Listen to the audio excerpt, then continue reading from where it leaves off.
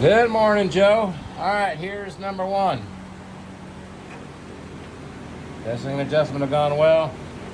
Point of order, you are going to need Teflon tape on this one. I'll mark it for you so you know. Okay? All righty.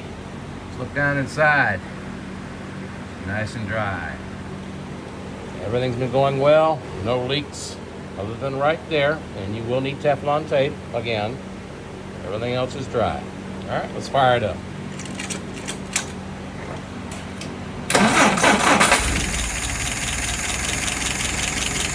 Okay. Down inside. No drips, so I got the float right. Alrighty, pull it through a couple times.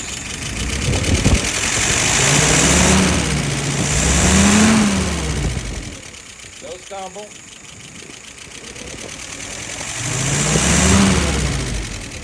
Alright, let's look at some numbers. Idle RPM right about 660. Fuel pressure 2.75.